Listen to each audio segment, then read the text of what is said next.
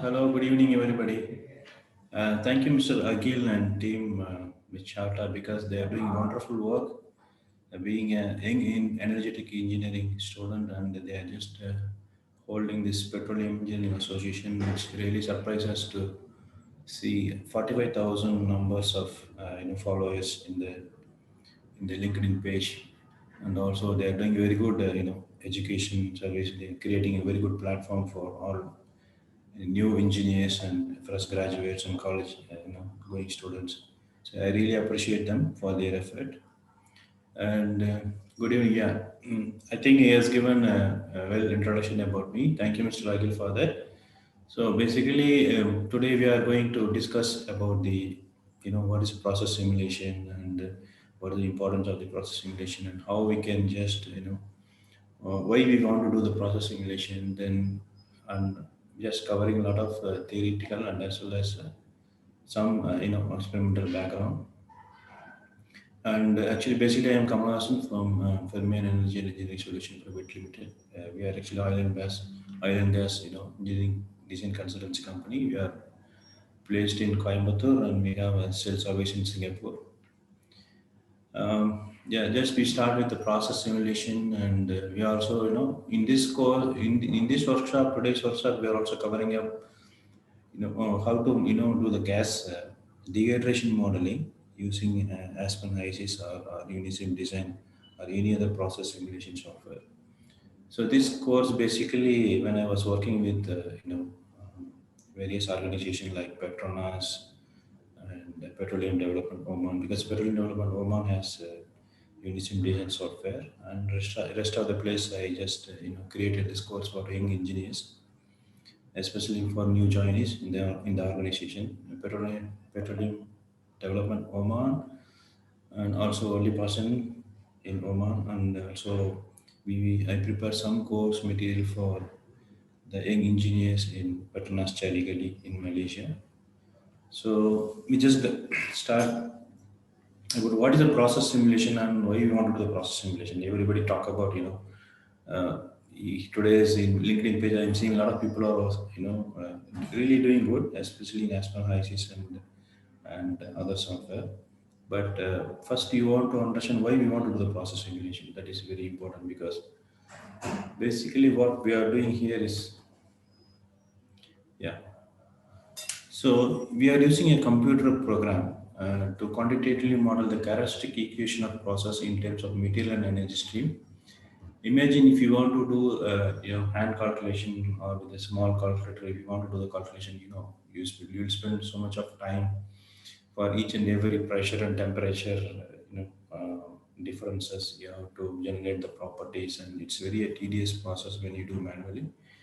So this process simulation software will help you to shorten your time to do all your process simulation. Basically, this is the first and foremost thing should be done for any process design, because when you get a information from the client, so we have to do some heat and material balance. We have to prepare so that you can just do the individual equipment sizing, line sizing, and also contractor. Suppose if you have distillation column, then if you are having a pump, how much flow rate I have to consider. All those things, how much energy I require to pump the liquid, or if you have a compressor, how much energy I should spend to compress the gas from certain pressure, suction pressure to discharge, required discharge pressure.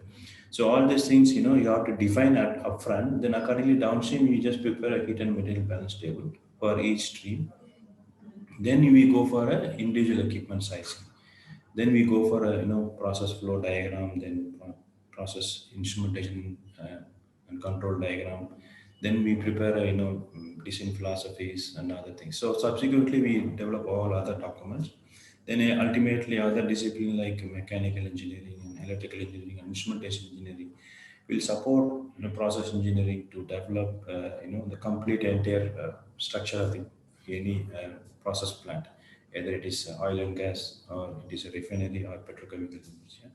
So process simulation is so important because of these requirements. So it reduces your processing calculation. Normally, all this process simulation, what they just work in the principle of energy balance. Then after that, it does the material balance based on the given pressure and temperature. So this is the fundamental, concept behind working of any process simulation. So suppose, yeah, we have a known feeds, then we have a process model. Then what is the prediction product and flow rate? We can just, using the process simulation, we can find out, because this process design and optimization also we can do. And based on that, equipment sizing and costing also can be. Yes, yes, Mr. Quantum, you have some question? Hello.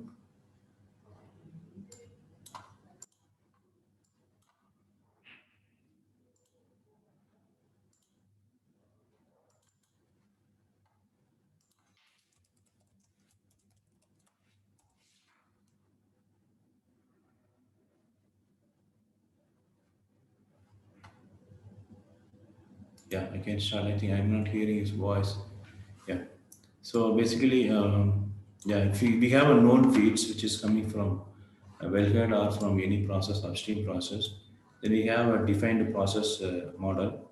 Then within the model, the simulation will run and it can predict, what are the products and the properties of the products. So this is how, the basics of principle how the simulation works. So, for example, I'm just showing a simple flow sheet here. We have a feed stream, and the feed is heated with the steam. Then the reactants in going to the reactor, then converting into products. Then again, we are cooling down the products. Then we have a two distillation column to separate, to purify the components. So here, each and every stage, for example, if it is a type of reactor, and what is the chemistry behind this reactor, all the equations to be done, and what is the required pressure and temperature, and as well as, for example, here we are using a heat, steam to heat the reactant. So how much is the steam requirement, and how much the catalyst we have to use in the reactor, and also how much is the reflux rate we have to consider for the distillation column, and finally the purity, of how much purity of the product we want to get it. All those information you can just get it through the process simulation. For example, here number of stages and feed stages, number of trays for the distillation column, and all those things we will get it from the process simulation. And also, if you see, there is a on feed also, again, suppose unreactants can be recycled back to the system. So how much is the recycle flow rate? So that also will be defined by the process simulation. Imagine if you want to do all this calculation by manually, it takes a lot of time, and even, to get the properties, how much is the energy required and cooling water requirement for this cooler. So basically we can do manually, but it takes a lot of time. So this process simulation will reduce your timing requirement, and in the prediction of this research, almost 90 to 95% for any process simulation. Yeah. And there are two types of model we can develop in process simulation. One is the steady state modeling, and second one is a dynamic model. So steady state model, what it has, you can have a design, you can have an operation and optimization. So similarly in dynamic modeling, so if you in a steady state modeling, its input is equal to output. There is no accumulation. So that is called steady state. And if you have a dynamic modeling, for example, you have an existing plant, and if you want to do the design verification for the compressor, or design verification for the distillation column, then we can go for a dynamic simulation. So here, what it is time based. So input minus output equal to accumulation. So this is how, and also dynamic simulation will help us to develop a control strategy, and also operation analysis, and also it can, some of the simulation you can have a simulator training also through this. So this is the advantage of dynamic simulation. Especially it is very useful for the compressor shutdown operation, or to do the surge analysis in the compressor. Yeah. So what are the commercial softwares available in the market? So we have Aspen Hysys and Unison Design. Aspen Hysys is having almost more than 80-85% of market shareholder in, especially for the oil and gas industry. And Aspen Plus is downstream, and Unison Design is also having an equal market share in, but most of the shell-based companies they use a Unison Design.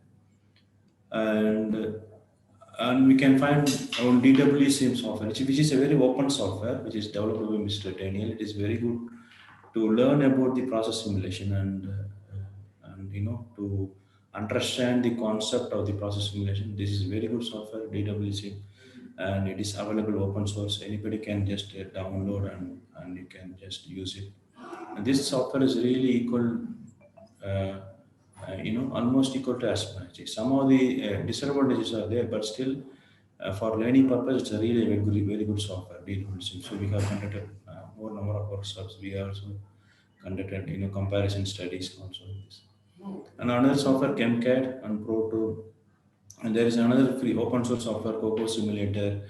Then DynSim, Design for Windows, and PetroSim. We have ProSim and some other software, VMG Symmetry also now it has come up, to do the process simulation.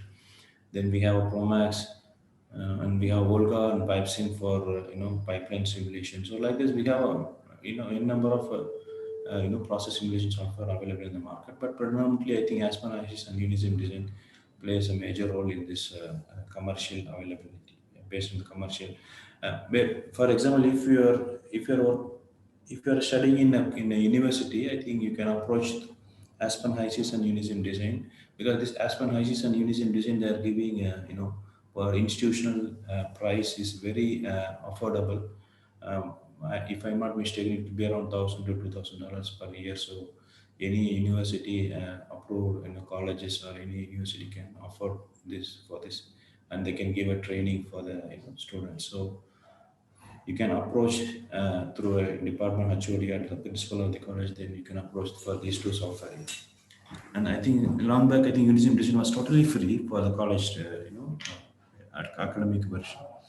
And it is 100%. It's not like there is no difference between the commercial and academic version. So it is 100% well working software, simulation software, even if it is academic version. Yes, sir, Mr. Quantum Leap, please unmute and can ask some questions.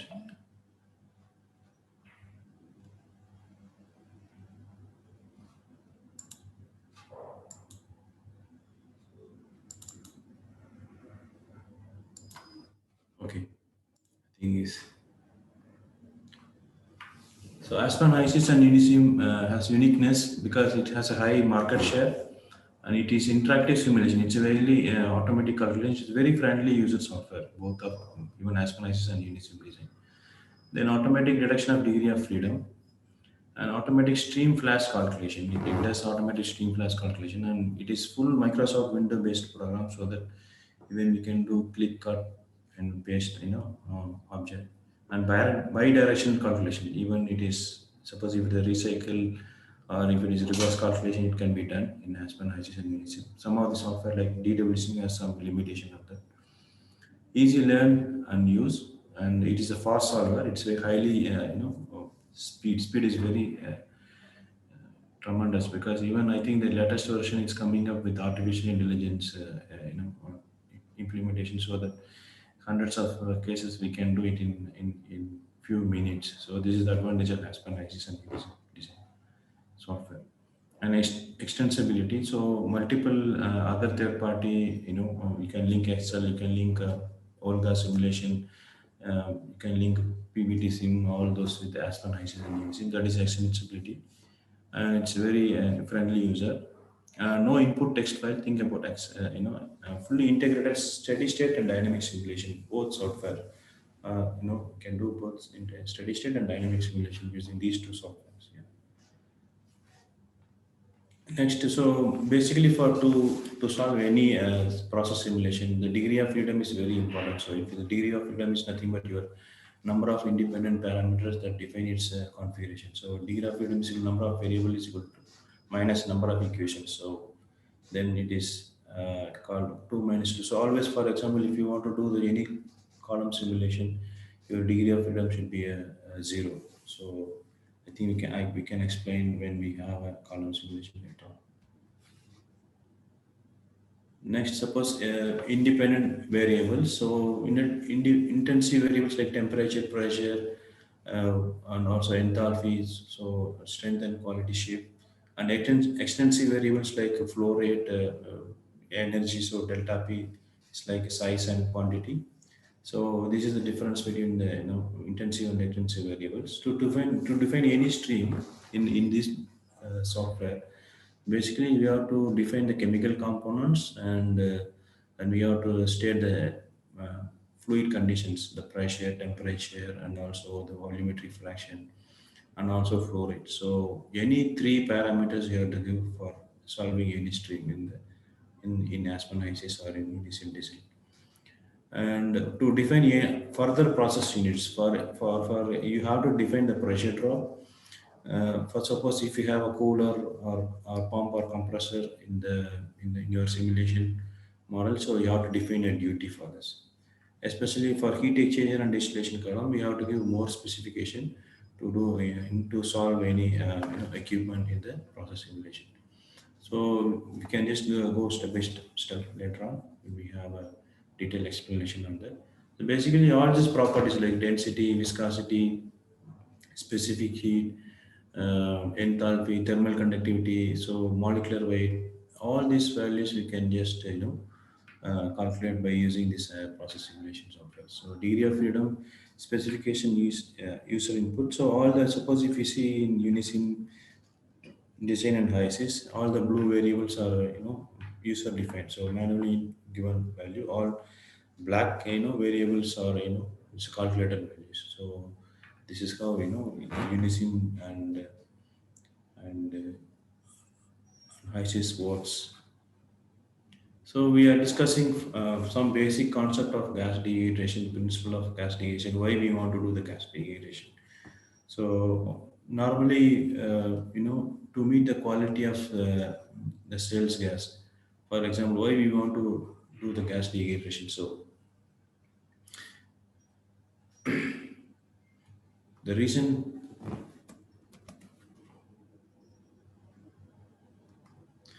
so why we want to remove or water vapor from the natural gas to prevent the hydrates in the transmission line. Suppose you are pumping gas from, you are compressing and sending gas from one, transporting from gas from one place to other place. Then when you lose a pressure, then because of that there is a loss in temperature, then definitely there will be a hydrate formation. So to avoid that, we have to remove the saturated water as well as free water content from the natural gas, and also to meet the water dew point requirement of a sales gas contract. Suppose if the seller, the producer is signed an agreement to have like minus 40 degrees my dew point of the gas, so they have to meet minus 40 degree. It means like even though the gas temperature goes to minus 40 degree centigrade, there should not be any condensation of the liquid in the gas. So it is extremely dry gas.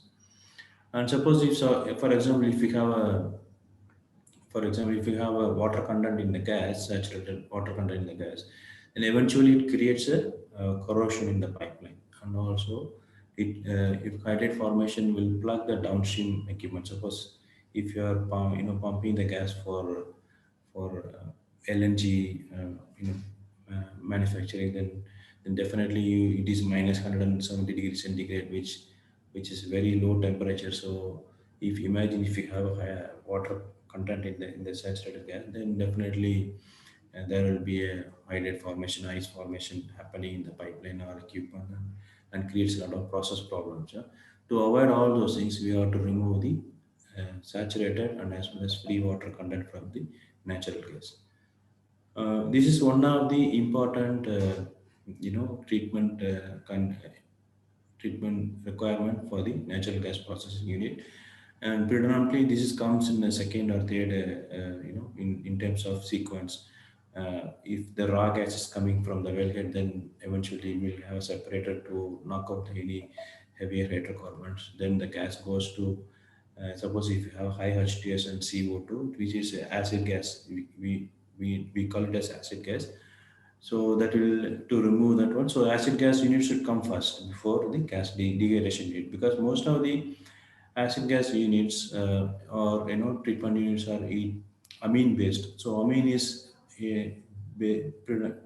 basically the amines are the water based chemicals. So if you then again if the so basically all this water based amines will be there at the upstream to remove HTS and CO2. Then eventually when it comes to the next stage to the gas degradation process, so this glycol will remove the excess water content which is there in the gas. So predominantly most of the time the acid gas removal unit should come first before the gas degradation unit.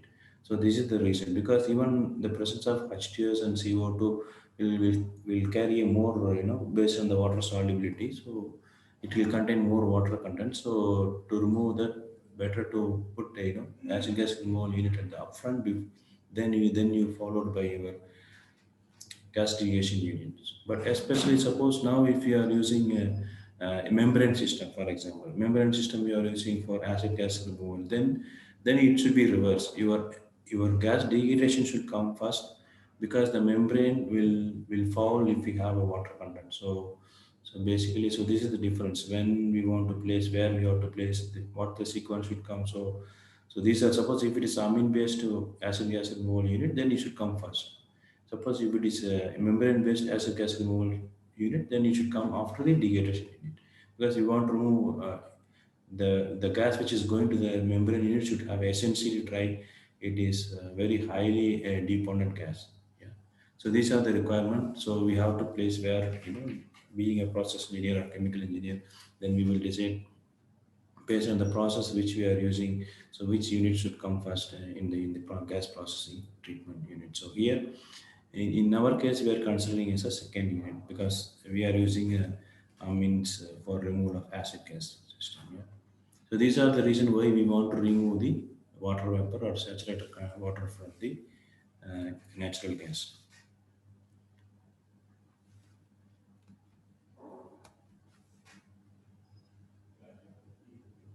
Okay. So what are the techniques we have to remove the water content from the natural gas? We have a absorption technique using a liquid desiccants, and we have an absorption using a solid desiccants. For example, this depends upon again the gas flow rate, how to decide which one to be followed. Suppose if you are having a gas flow rate is around 20 million scuff per day, then 20 to 25 million scuff per day, then we can go for a solid desiccants. The solid desiccants is nothing but your molecular sieve or silica gel, which is used as an absorbent media for removal of water from the natural gas.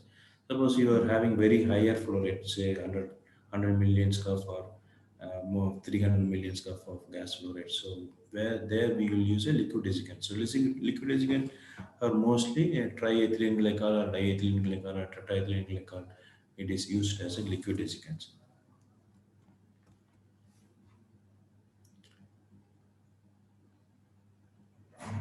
Yeah. In absorption, the water in the gas stream is dissolved relatively pure liquid solid stream. So, for example, this is a contactor. Normally, the wet gas is coming from the bottom, and the lean glycol is it's sprayed from the top. So eventually, it can be a tray column, or it can be a tray plus packed column, so that when the gas is moving from top to bottom, the lean glycol is sprayed from bottom to top. Gas is moving from bottom to top, and glycol is moving from top to bottom. So eventually, it have a very good contact. Then the glycol will absorb the water, saturated water from the gas. Then when it comes out of the top of the conductor, essentially it's dry gas. Then after this we used to call, once it is the glycol is saturated with the water, so we call that stream as a rich glycol. So rich glycol again we will remove the dissolved water content. Then by stripping, this is called regeneration process. So that is called reverse process. Basically, we'll just heat the water, and We just heat the solvent so that water vapor will be evaporated, and it will become a lean glycol, and it is again circulated back to the system. So it's a continuous process. So this is one example of liquid desiccants. That is the technique called absorption. What happens in adsorption? So in adsorption, it's likely a physical phenomenon that occurs when the molecules of the gas are contact with the solid surface, and some of them condensate on the surface. So basically, you have a adsorbent, then basically you just when the when the gas is flowing through the solid desiccants, then it can be from bottom to top or top to bottom because it's a packed bed. So either molecular sieve or silica gel or is packed into this bed. So eventually, when gas is flowing through the bed, then these adsorbents will absorb the water quantity, and then it can be removed. It's like again we just how it is removed. We just again pass the dry gas through in reverse direction so that what is the saturated content in the adsorbent will be removed. So this is how one normally you will have two beds. One is in the operation mode, another bed is in the regeneration mode. So this is how the solid desiccant adsorbent techniques will work in gas dehydration. So how come the sources, the gases comes with the water? So basically the water is trapped in the reservoir rock while the rock was being formed. And second thing is we are normally use high pressure water injection to increase the reservoir pressure to enhance the oil and gas production from the wells. So this is called water injection wells. So basically for during yeah. So this is water is trapped in the reservoir rock. For example, this is a natural. It is naturally occurring phenomena. So when you have a wellheads, we have all three components. Like you have a oil, you have a water, and you have a gas component. Once if you drill, when the drilling point reaches this water bed, then eventually when it is flowing, all three will come. Gas and oil and water also will come along with the uh, in through the well flow lines, and eventually your water is always present in the gas stream or even in the oil stream. This is this is how naturally it is a naturally occurring phenomena when water is coming along the gas stream. And second is, for example, you have a injection well. So basically you have a producer well, and when there is no a natural flow of well fluids from the wellhead, so what we do is we just externally send the pressurized water, and we will pressurize the reservoir so that this due to this pressure the fluids well fluids can come to the surface. So while doing this, eventually this again we are artificially we are adding water into the system so that again the gas is saturated with the water. So these are the two phenomena where water is coming along with the gas and also wellhead fluid streams. Okay, so what is the water solubility in hydrocarbons? So basically, if you see, uh,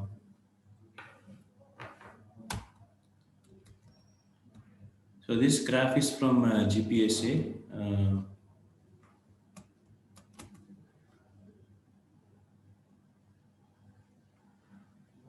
For example, at 80 degree Fahrenheit, the propane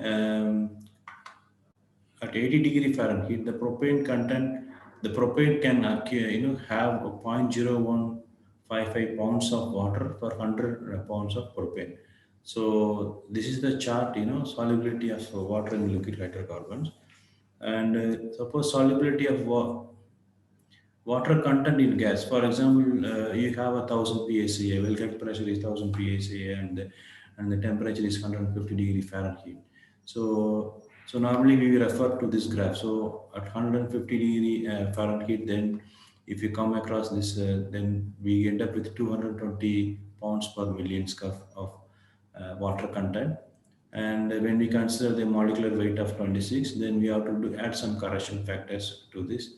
So considering these correction factors, at a molecular weight of 26, then eventually you end up with a CG value of 0.98. So multiply this 220 with the CG value, then eventually you'll get with end up with 216 pounds per million scuff. For example, if you have a 3% of brine, so we have to do the correction factor for brine content also. So for brine is mean nothing but sometimes the water is coming with your sediments, salts, which is naturally occurring, in the earth. So with the 3% of brine solution, then you have to add the the CS value. This is a correction factor, so 0.93 for, then eventually 0.93 multiplied with the 220, you will end up with 205 pounds per million square. So this is how the water content of the gas has been calculated. So the similar, this is actually a graphical representation. The same calculation will be done even in a simulation also. For example, if you there is a utility called saturate, both in Aspen HYSYS and Unisim design. So it will automatically saturate the water with the gas stream based on the reservoir pressure and temperature. So that is the beauty of that one.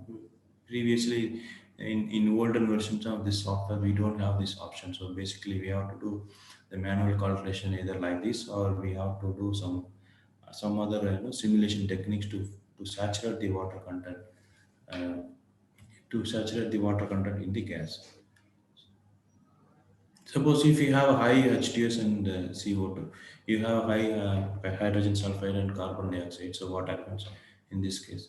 So because it comes from the earth, right? So even it has high CO2 and H2S based on the, suppose if they called a carbonate reservoir. Suppose if you have a carbonate reservoir, definitely it will come up with a very high CO2, and also naturally occurs, sulfur dioxide also come along with the gas, with the process gas. So basically you used to call acid gas, as I told you before. So saturated water content for acid gas is higher than the that of sweet natural gas, particularly at high pressure. When the normally the reservoir having a very high pressure, so that time the water content for the acid gas. Suppose if CO2 or H2S is present in your sweet natural gas, eventually then it can absorb, it can hold a lot of water, so that we have to remove the CO2 H2S first, then again we have to go for saturated water removal using a glycol degradation system. So normally, if you have H2S and CO2, then we have to use a correction factors to be applied when the gas mixture is contains more than 5% of H2S and CO2 at pressure above 700 psi. So these are the limitations. So the addition of small amount of methane or nitrogen to the CO2 or H2S can reduce the saturated water content compared to the pure acid gas. So when we have a pure acid gas, it can have more, it can hold more water content. But eventually, when the gas is mixed to the nitrogen or methane, then eventually the water content can be reduced. So it is well explained using this graph in the next page. For example, at 300 psia at 88 degree Fahrenheit, yeah. For example, at 300 psia at 88 degree Fahrenheit, if it is a sweet gas, then if you draw the graph, then eventually we end up with 115 pounds per million scuff. This is the water content. Suppose if we have only a CO2, for CO2 it will be around 135 pounds per million scuff. At the same temperature, when the wellhead pressure is very high, suppose if it is 2000 psia, in this case for the sweet gas it is only 27 pounds per million scuff, the water content of the in the sweet gas. Whereas for the CO2 it is as high as 180 pounds per million scuff. So it shows that when we have a higher pressure, then the CO2 will the, it can hold more water content than the lower pressure. So this is a very good example which is explained through this graph. And this graph is available in GPSA book. So most of the gas processing, they follow this GPSA handbook, which is available in the internet. You can download and you can keep your own copy with you.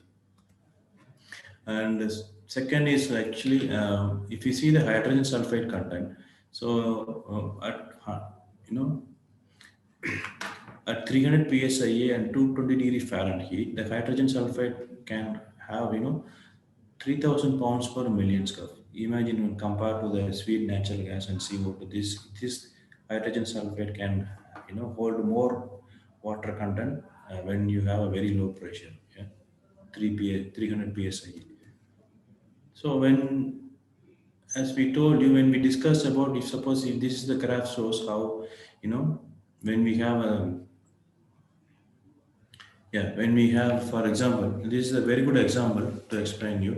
So at 100 degree Fahrenheit, so at 2000 psi, which is a very good pressure.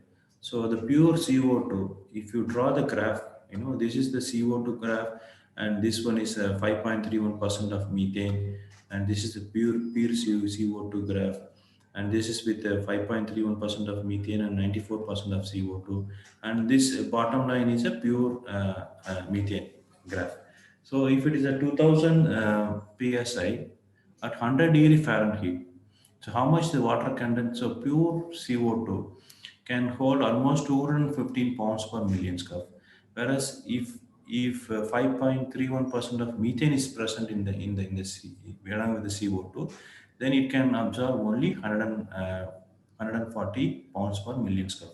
Suppose if you have only 100% methane, pure methane, it can hold only 40 pounds per million square, which is very very low. So presence of methane and nitrogen definitely will reduce the water content of the total natural gas. So especially for the acid gas.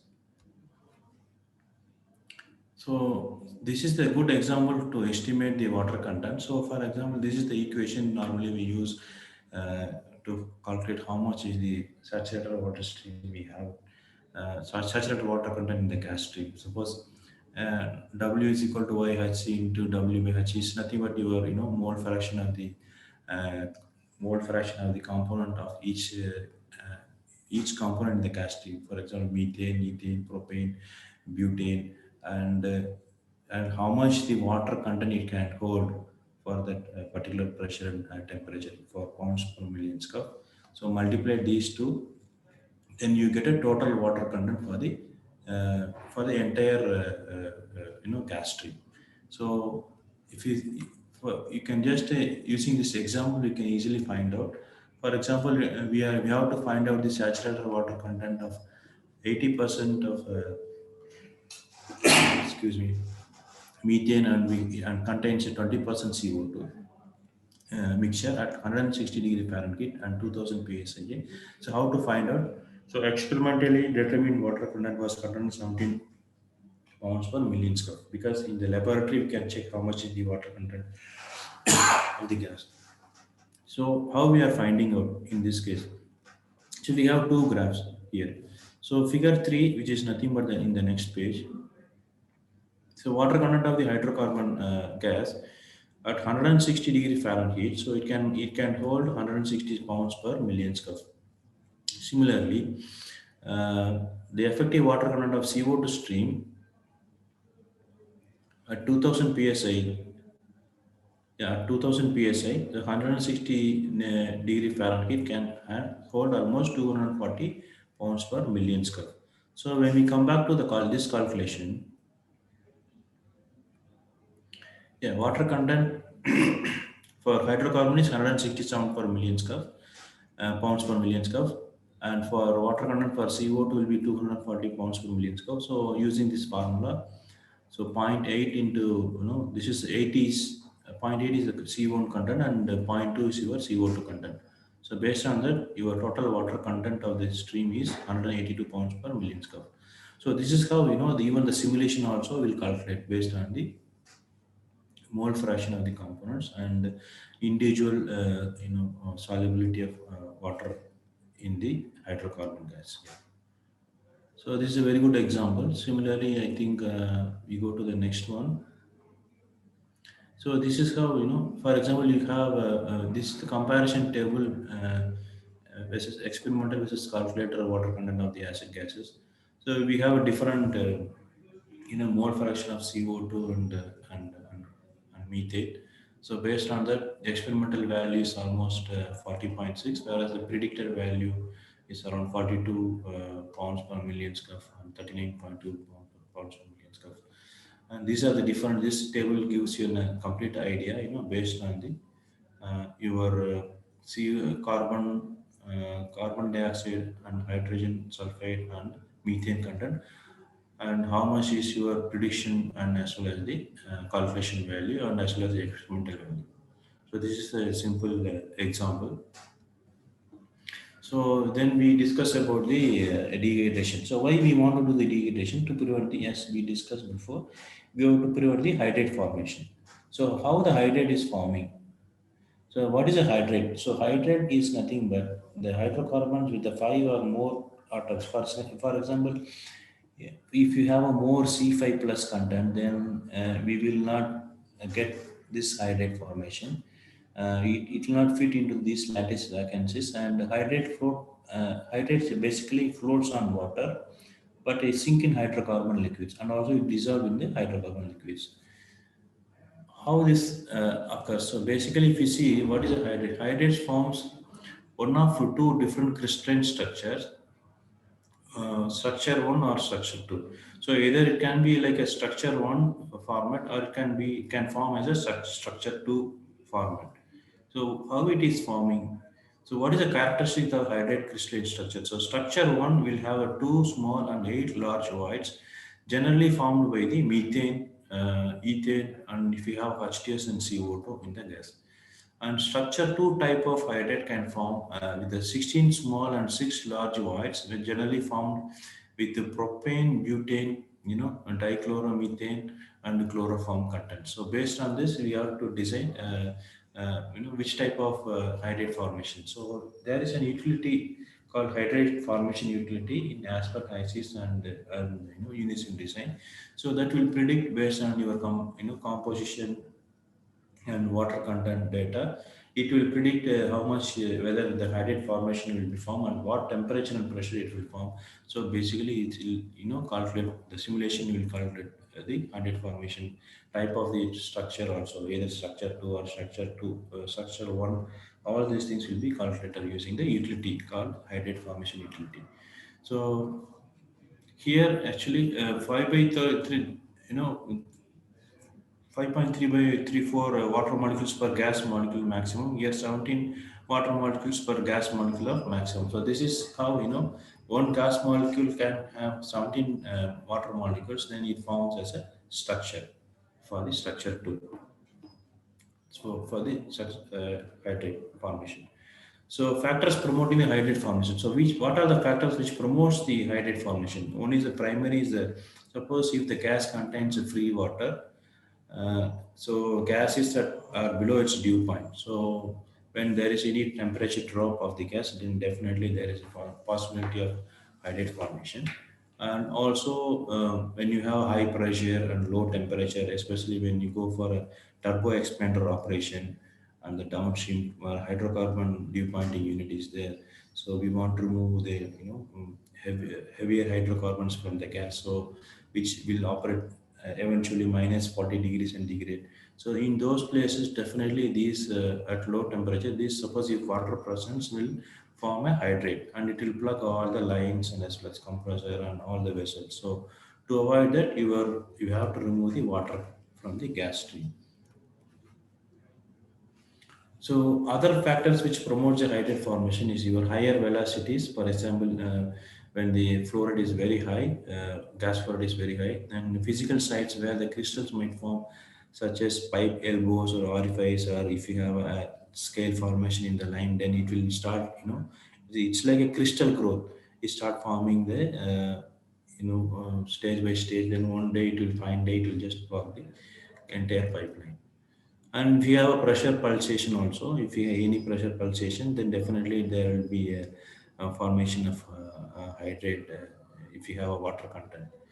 And suppose if you have a small crystals of hydrates is formed, then eventually it will act as a nuclear seed crystals to to start growth and deposit of the hydrate formation, then eventually it will plug the entire pipeline.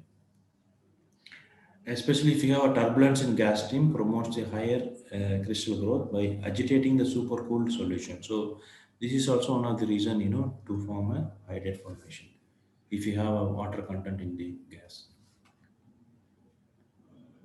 Okay.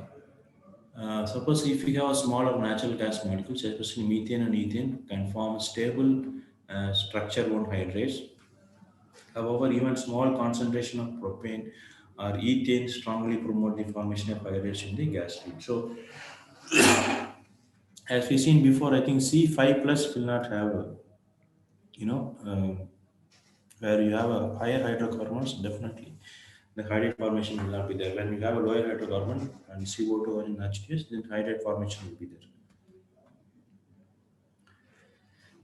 H2S and CO2 from stable structure form, it will form a stable structure on hydrates. H2S in the gas stream strongly promotes the formation of the hydrates.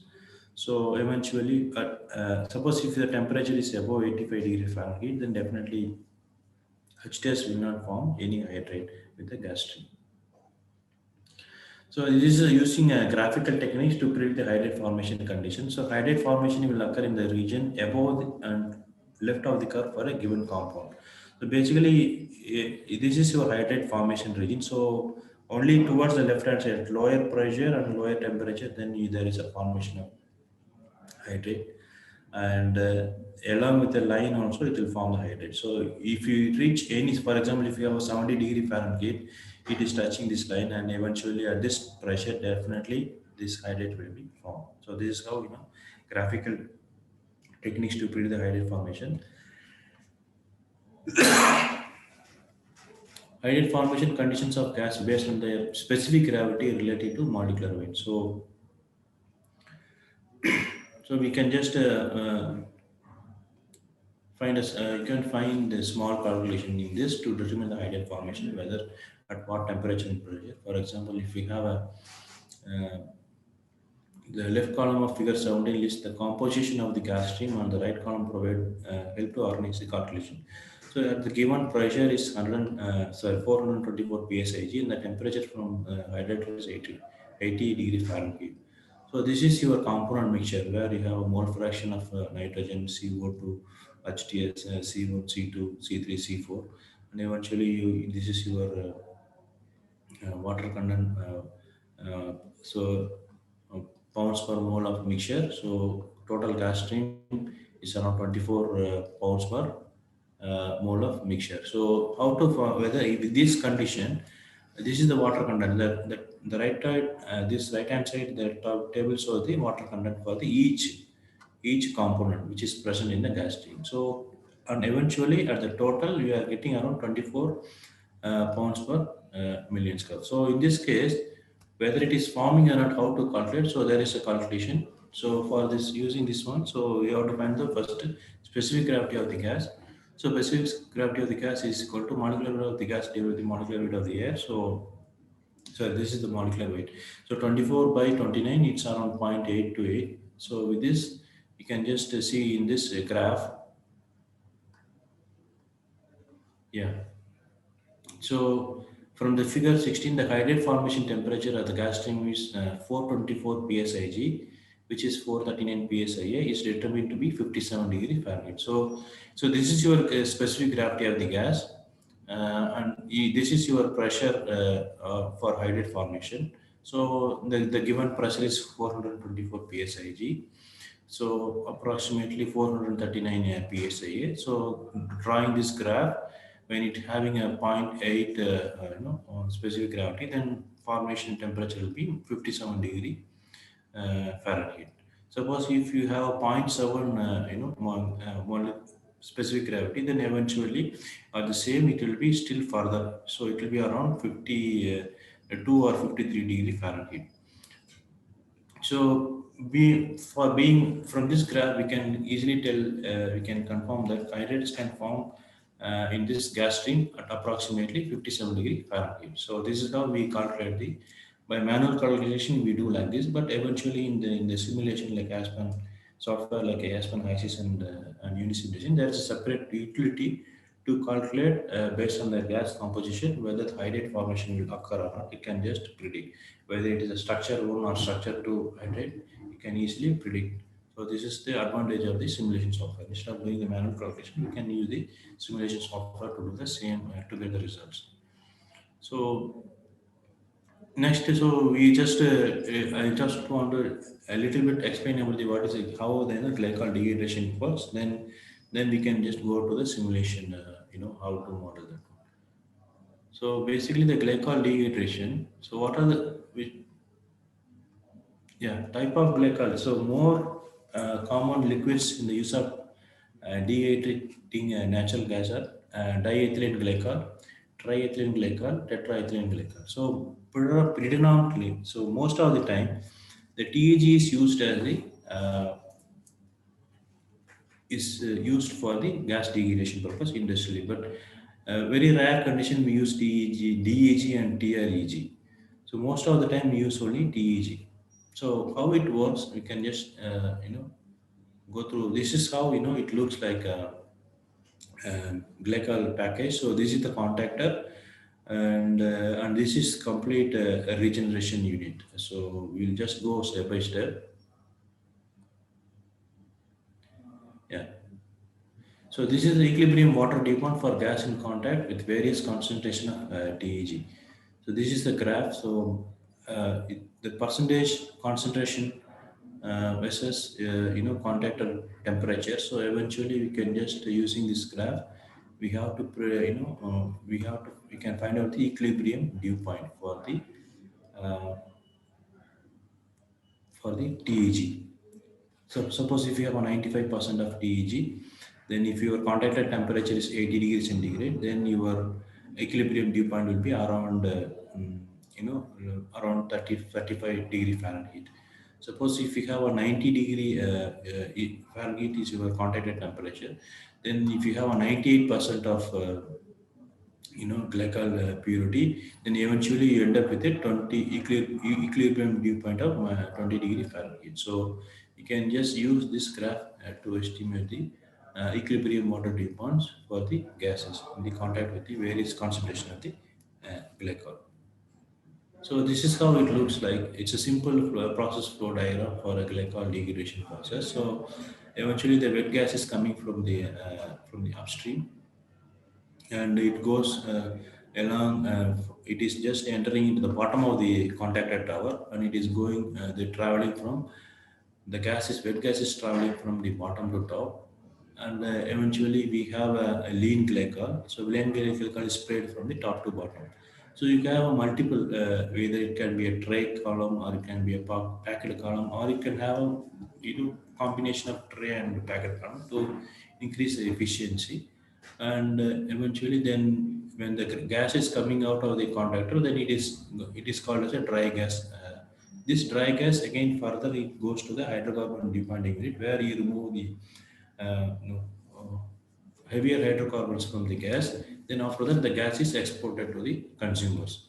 Whereas this rich glycol, so water rich glycol which is collecting at the bottom of the contactor, it goes to the glycol flash drum.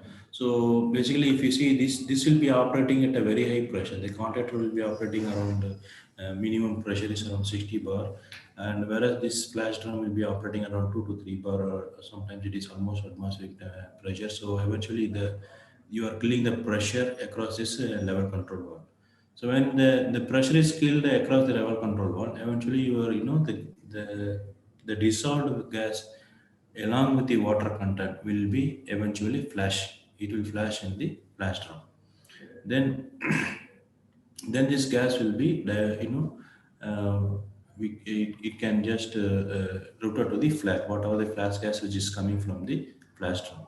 Then after the flash drum, this glycol will go to the filter, and this filter basically removes any corrosion products or any oils which is coming from the upstream. Otherwise, the if you have any contaminant particles like corrosion products or oils, it will just start foaming. The glycol has a tendency of foaming. So due to that, what happens? Your level controllers and level gauges will not work properly. So to avoid that, basically we filter everything in the filter. Then we go to the then eventually we just remove in the reboiler. We are just removing the water by heating the reboiler to a elevated temperature. Then again to improve the glycol purity, we use a stripping gas in the search tank. Then after that, eventually again the pump is used to pump back the lean glycol to the system. So this is a continuous process. It goes as a lean glycol to the top of the column, and when it coming out as a rich glycol from the bottom of the column. So this is a continuous process. Then what are the vapor which is evaporated in the regenerator is diverted to the flare. We can just cool and separate the water content, and water only diverted can divert to the ETP. Then whatever the dissolved hydrocarbon can be vented to the flare system. So this is how the simple glycol degradation process works, especially the TEG or DEG, any type of degradation. It's a liquid desiccant. So so basically, this is you have an inlet oil water gas separator. So eventually, when wet gas is coming from the upstream, so whatever the free water which is or free hydrocarbon which is available in the gas stream will be removed in this inlet separator. Then it goes to the your column. This is the contactor. Then the dry gas which is coming out of the column and from the top section of the column, whereas the glycol is spread from the top, and eventually the rich glycol is coming out from the bottom of the contactor, and it is going to the regeneration. So this is how simple glycol degradation system works. And what are the contents? For example, this is a very good example, for the surface facilities. So suppose you have a wellhead, and we in this flow sheet it has shown as a decenter to remove any sand content from the wellheads. Then we have three separators here. So the three separators eventually, because of the capacity, we they provided three separators. So this is a three-phase separator. So gas, oil, and as well as water is removed from the gas stream, and eventually the water is going to the oily water treatment unit. Then after treatment, the water is pumped back to this pump caisson. So this is in the offshore, typical offshore production facility. So the gas which is coming from all these three separators eventually compressed to increase the pressure. Suppose if it doesn't have enough pressure, or if it is a naturally flowing well, so we have a very high pressure, then we don't require this compressor. Then then the gas is going to the contactor where we are removing using a glycol system. Then after the water is removed, then the gas is exported to the pig launcher through the pig launcher to the consumers. Whereas the liquid which is collected in the separators, inlet separators, will be eventually we have a condensate coagulator which can remove water content from the oil or gas condensate. Then after that, this condensate or the oil is spiked into the gas line. So here it's a common pipeline which is gas and condensate both are spiked into the common pipeline. So suppose here if you see one part of a fuel gas, one part of a gas, dry gas is used as a fuel gas package. Then is used as a fuel gas, and eventually if you have a gas turbine generator or any requirement of the fuel gas, this fuel gas will be used. So this is the typical offshore production structure. It's a very simple production structure. Yeah, surface facility used to call surface facility.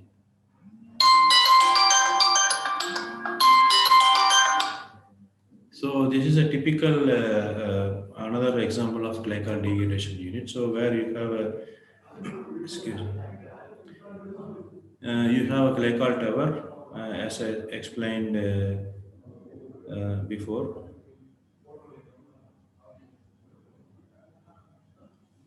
So yeah, so the produced gas is coming from the at the bottom of the conductor, and dry gas is coming out and it is going to the export.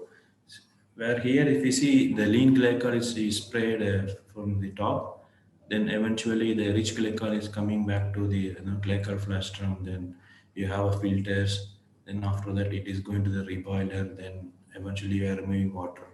Then after water, then we water removal, it comes to an accumulator. From accumulator again, it is going back through the pump, it is injected back to the system. So here, if we see some of the exchanges here, we are using to optimize the heat requirement. For example, this steam has to be cooled. Eventually, this steam has to be heated. So we are using this, exchanger, cell and heat exchanger. Similarly, here, this is called normally in terminology they used to call gas glycol exchanger. Here you have a lean glycol and rich glycol exchanger. So here, eventually, your lean glycol temperature has to be increased and rich glycol temperature has to be reduced. So this is how cell and heat exchanger is used here. So this is to optimize the heat energy. So this is typical, glycol system for any operator, for any licenser, which normally use.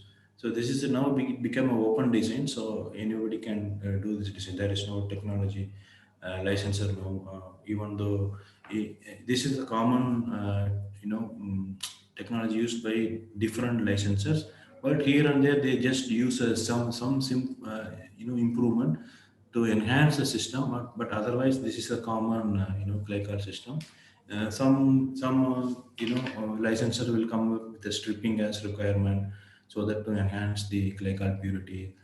Some will that cold finger. There is two types of cold finger type. So all these things are different enhancement, but eventually the common system will look like this.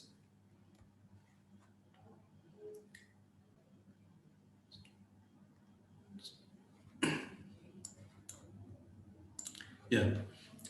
So what are the system components we have? We have inlet scrubber. So inlet scrubber will inadequate scrubbing causes about half of the all glycol degradation system problems. Suppose if we don't have a proper scrubbing, I mean removing the free water content or the heavier hydrocarbons, then definitely it will create a lot of problems in the glycol degradation system. So free water and main contaminants include the oil. Suppose if you have hydrocarbons or entrained brine, it's when it is sometimes gas is coming with a rich brine solution or downhole additives to solids such as sand and corrosion product. If it is comes along with the gas stream, then eventually all this has to be scrubbed in the inlet separator before going to the contactor. Otherwise, then it will create a lot of problems, foaming problems and degradation, glycol degradation, quality issues. All this will come in the glycol system. So to avoid that, we have to remove all this system using a inlet scrubber. Suppose what happens if the free water contains? The problem is like it increases the glycol circulation and reboiler heat duty and also fuel cost. So this is the main disadvantage if you have a higher free water content. If the dehydration system becomes overloaded with water, then definitely glycol can carry over from the contactor or still, then scale specification may not be achieved when we have a more free water content. Then suppose if you have oils or hydrocarbons, then definitely it is reducing the drying capacity of the glycol with the water present and can cause foaming. So undissolved oils can, it can just plug the absorber trace or forward the heat transfer surfaces in the reboiler, or it can increase the viscosity of the glycol, or light hydrocarbons can flash in the stripping column, can cause loss of glycol or damage to the packing. So all these problems, happens due to the presence of the oils and hydrocarbons. So basically, we have to remove free water and also oils and hydrocarbons before going to the glycol contactor. Suppose if you have a brine solution along with the gas stream, then definitely it dissolves into glycol, then corrodes the steel and especially stainless steel because the brine has a CO, sodium chloride. So this chloride will cause stainless steel, stressing corrosion. For it is, these are the problems we are facing in oil and gas, and especially it can deposit on the reboil fire tubes and causing hot spots and as well as and the fire tube burn. So these are the problems if you have brine contaminant in the gas stream. Suppose if you have a downhole additives, it can cause foaming, corrosion, and also deposit on the fire tubes and hotspots. Suppose if you have a solids like sand, so definitely it promotes foaming and erode valves and pumps because of the salt, salt content, and eventually it can plug all the trays and packing. So these are the disadvantages if you have a solid content along with the gas stream. So basically, this inlet separator will remove all these contaminants, and only gas stream can gas stream with the saturated water can go to the glycol contactor.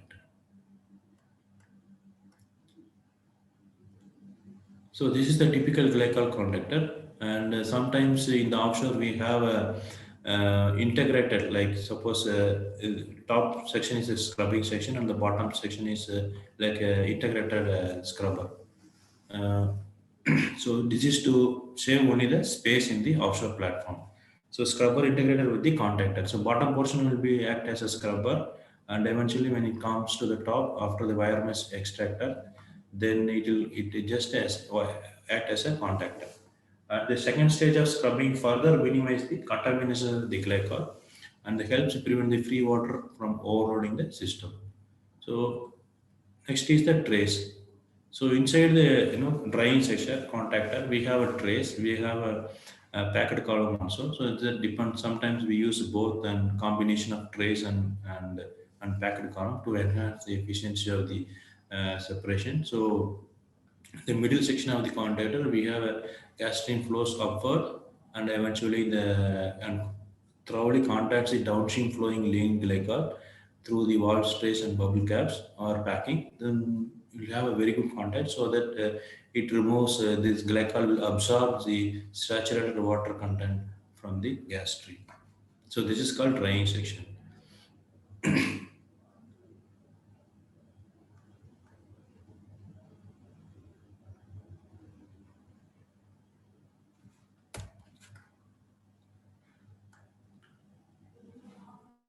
So yeah, you have a flash drum separator. So basically, it's a two-phase separator with a 5 to 10 minutes liquid retention time.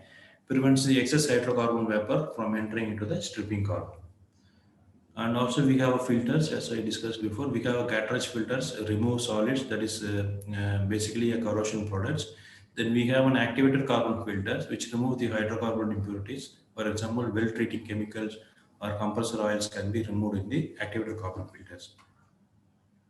Then we have a reboiler. So the reboilers provide enough heat to boil the water out of the glycol. So basically, it can be a electrical heated reboiler, or it can be a hot oil system heated reboiler, or it can be a direct fire reboiler, or it can be a basically direct fire. Now it is out of technology. Now only the electrical based, or it can be a hot oil system based. So to remove, basically we just there will be two bundles inside. So we supply a hot oil system so that it eventually increase the temperature of the glycol and remove all the water particles from the glycol. So this is how the reboiler works.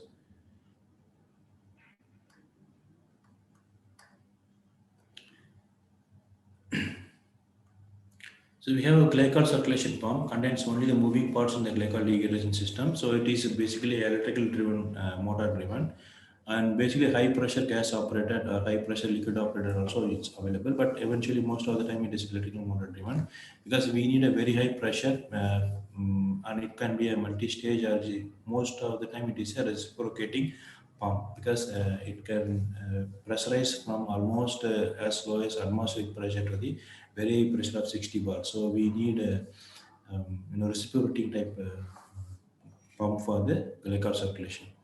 And in heat exchangers, we have as we described before, we have before it is a lean gas and glycol heat exchanger just before entering into the column. And also we have glycol, so lean glycol and rich glycol exchangers. And also we have reflux coil location in the located in the still column. So this is to enhance the heat recovery. So we have also steel column will also will packed with this different type of packing. So steel column is with the reflux coil. It's a top of the steel column contains a cooling coil that condenses some of the steam rising from the reboiler and providing a reflex for the column. This cooling coil controls the condensation and reduces the glycol losses. And also, we are using a packing. So steel column usually contains 4 to 8 feet of packing, although some large units use strays. So basically, it is either it can be a packed column or it can be a tray column for the steel column. That is in the regenerator side.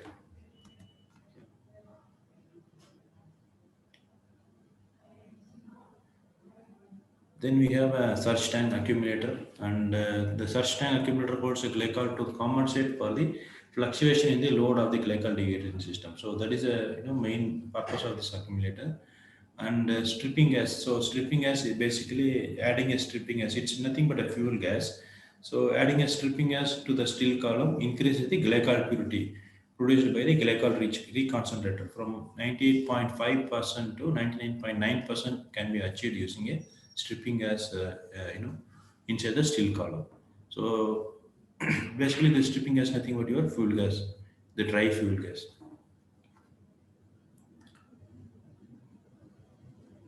So, what are the process design variables to be considered in this design? So, for the example, gas temperature, the water content of the inlet gas increases as the temperature is raised.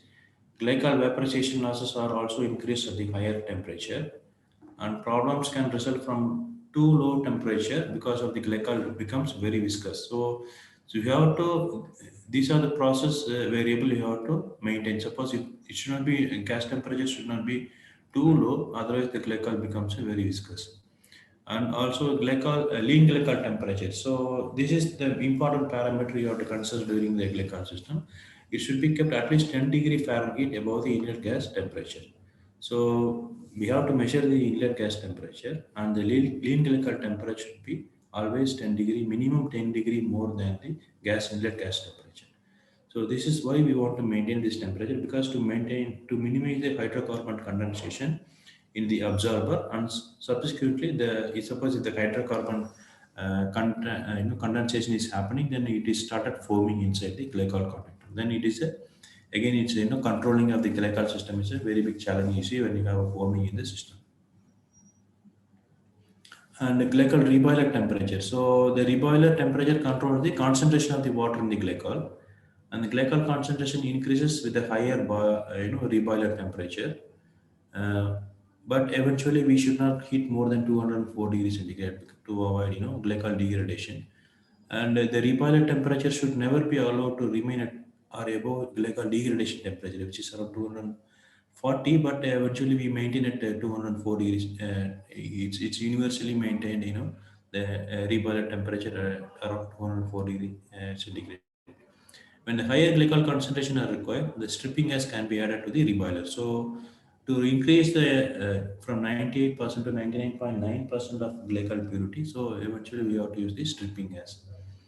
And regenerated top temperature. So regenerator at high temperature can increase the glycol loss due to the excessive vaporization. The recommended temperature on the top of the column is about 225 degree Fahrenheit. And if the temperature in the top of the column drops too low, too much water can be condensed and washed back into the regenerator to flood the column and fill the reboiler with the excessive liquid. So these type of problems you are facing when you are starting up the glycol degradation unit, or when you are shutting down the glycol degradation unit. So you have to maintain at least 200 to 25 degree Fahrenheit, and it should not be too low, below 225 degrees centigrade. Then whatever the water vapors will start condensing, then eventually it is flooding into the steel column. So to avoid this, you have to always maintain more than 225 degree Fahrenheit. Eventually, it should not be a high temperature also, because high temperature also will create a glycol loss in the due to excessive vaporization. So these are the main parameters you have to always keep remember while doing the glycol and while operating the glycol system in the gas processing plant. Reboiler pressure. Reducing the pressure in the reboiler at a constant temperature results in a higher glycol purity and glycol concentration. The water content of the dehydrated gas depends upon the primarily on the lean glycol concentration. So if the concentration of the lean and glycol is very high, then definitely your water content also in the dehydrated gas will be very low. So basically, we have for the sales gas specification, you have to maintain 7 pounds per million scuff. That is the allowable gas, water content in the gas.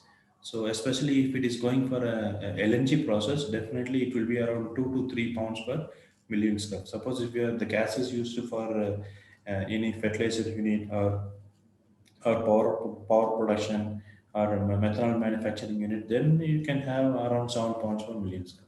So these are the sales gas specification required by the industry. And the glycol circulation rate. The dew point depression of saturated gas is the function of the glycol circulation rate. So typically when you are doing the glycol circulation system or when you are doing a simulation system, you don't know how much glycol circulation to be added in the simulation curve. So what that is a thumb rule for that one. So basically, if you want to remove, you have to use 3 gallons of glycol per pound of water removed. So I think 3 to 4 is the optimum design, and the maximum it is 7 is allowed. So, but eventually the 4 is the best. 4 gallons of glycol per pound of water removed. So initially you have to calculate how much is the water content in the inlet gas. Then eventually you have to calculate. Suppose if you have 1 pound of water content, then you have to use 4 gallons of glycol. Suppose if you are having a 2 pound of water content, then eventually you have to use 8 gallons of glycol. So this is the thumb rule which is followed, and during design also you have to consider, because initially when you are doing a simulation, we may not be knowing how much glycol fluoride to be added into the simulation to converge. So this is the thumb rule we have to follow. Whether it can be do it in Aspen or in Promax or in Unisim design. So this is the thumb rule. If you follow, then definitely the glycol system will converge.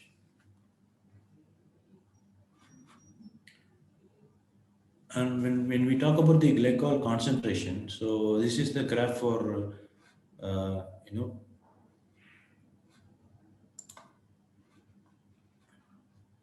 so this is the different type of glycols: ethylene glycol, diethylene glycol, triethylene glycol, and tetraethylene glycol.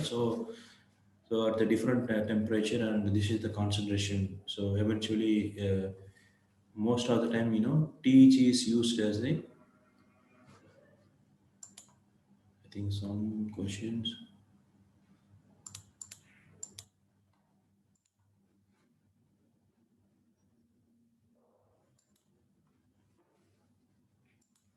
Okay. So quickly, I just,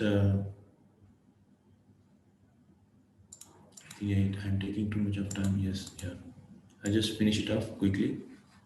Maybe I can just pass on some of the slides. And I think, yeah, this is how we do the modeling in high season Unisim design. So this is one example case we have. The flow rate of gas is around 500 kg moles per hour, and pressure is around 62 bar, temperature is around 30 degrees centigrade. So this is your inlet gas composition. So basically, if you are either if you are using ICs or Unisim design, first you have to define the fuel component. You have to define the pure components in the component list. Then you have to define you have to select the glycol package, thermodynamic package. For any simulation you have to use Pengram, but in this case for glycol dehydration modeling you have to use a glycol package.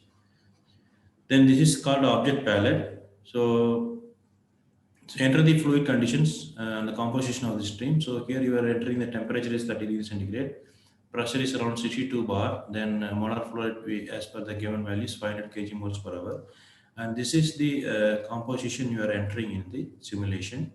Then once if you enter any 3 parameters and composition, then eventually the stream will be solved. Then after that, you have to saturate the gas stream with the utility. So which we discussed before. This is the gas, utility to saturate the gas stream with the water at the given pressure and temperature condition.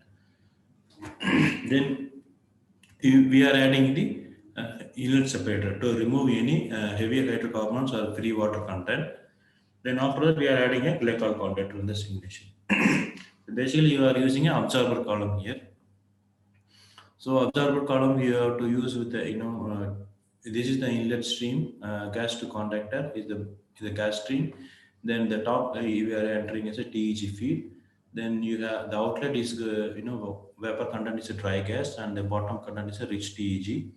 So to begin with, you have to do with the 14 number or 15 number of trays, uh, and also you can just give the TEG feed as 48 degrees centigrade, 62 bar pressure, and the molar flow rate. As we discussed, like you calculate how much is the water content in the gas, then accordingly you have to come up with the how many gallons of glycol to be used at the beginning stage. And you can just use a TEG percentage is almost 99.5, 99.9%. Then remaining should be water in the TEG feed. So eventually you will converge. Once it is converged, so your glycol system is converged, then you have a control valve to reduce the pressure from 62 bar to the atmospheric almost atmospheric condition. Then this is called lean and rich glycol exchanger. It's basically you can model it as a selective heat exchanger. So eventually, in any heat exchanger, either you have to specify the pressure drop in the cell side and pressure drop in the tube side. Then, so basically, to begin with, you can just give a 0.5 bar for cell side and tube side, and also you enter the steam regenerator feed condition temperature is around 104 degrees centigrade and pressure is around 110 bar, sorry, 110 kpag. Then eventually this heat exchanger also will solve. Then you go to the distillation column. So this is nothing but your regenerator. So in the regenerator, what you are doing, you are entering the reboiler and condenser pressure as almost atmospheric pressure, 103.4 and 101.4 kpag, and condenser and as well as reboiler pressure drop you are almost considering as zero. And then there are two specification you have to give. One is the reflux ratio. So reflux ratio you give it as a number, three, number three, and the column temperature is another parameter you have to give in the simulation, which is around 204 degrees centigrade. So make sure that when you are doing the column simulation, the degree of freedom is always zero. Then if you click run tab, then eventually the regenerator stream will solve. Now we have modeled a glycol contactor and a lean glycol rich glycol exchanger and regenerator also we have modeled now. Now again, for example, you want to there will be some glycol loss whenever you do the regeneration purpose. So you can just make it as one process stream, name it as a glycol maker. With these conditions, the temperature is around 15 degrees centigrade and mole fraction of TEG concentration is 99%, and molar flow roughly you can enter as 1 kg mole per hour. Then you can eventually mix these two streams, which is lean glycol stream as well as the glycol makeup stream in mixture. Then after that, you can just add a pump. In the pump discharge, you can give what is the pressure requirement. Say around it is around 62 bar back to the system. Then you have a gas. You have to model the gas and glycol exchanger. So which is around again same. You have to follow the cell side pressure drop zero point 0.5 and tube side pressure drop zero point 0.5. Then TEG recycled steam temperature you are giving it as 48 degrees centigrade. Then eventually your system will converge. Selective exchanger will converge. Now, since we are using recycling the same stream, so eventually you have to use the unit operation of recycle in this. Otherwise, this will not converge. So then basically there is a unit operation called recycle. So you connect the TEG to recycle stream and the TEG feed stream. Eventually, then it will converge. Then after automatically then for the sales gas, basically we are again you are using a component splitter and also energy stream, and we are giving this specification temperature and pressure. Then eventually the water dew point stream you make it as TEG only stream you can make it as split as one. The remaining all if you change to zero, then eventually this component splitter also will solve. Then we have again we have to maintain the water dew point, right? So water dew point for that to find out how much is the water dew point you require water dew point. So we add another separator. In another separator, the stream inlet is water dew point, then and the excess stream is basically your water removal capacity. So you have to use adjust operation. So here what is the requirement is You have to enter the target value of 0.91 kgs per hour. Then eventually you achieve your required water dew point. Yeah. So this is how the complete flow sheet looks like. So you have inert gas streams, then you have a saturate utility to saturate the gas stream, then you have an inert separator, then this is the glycol gas contactor, and after that you have a lean glycol, rich glycol exchanger. Then you have a regenerator section, you have a model. Then after regeneration, you have some glycol makeup, then glycol circulation pump, again glycol and gas exchanger. Then again the lean glycol is circulated back to the system. Since you are circulating back to the system, you have to use this recycle utility here. Then after that, once it is sales gas is coming out of the exchanger, then eventually you have to meet the water dew point of minus 15 degrees centigrade. So how we are achieving it? So we are removing the water content from the gas using the component splitter to achieve the required sales gas dew point of minus 14 minus 15 degree centigrade. So this is how we do the modeling of the entire glycol degradation system. This is one part of the gas processing unit in a oil and gas facility. So with this, I think you guys are, I think, more saturated now, like rich glycol. So I stop at this condition. So if you have any questions, you can ask now.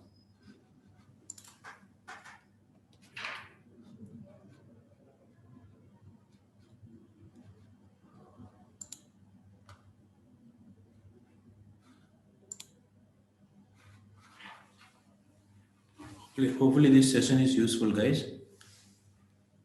So do you have any questions?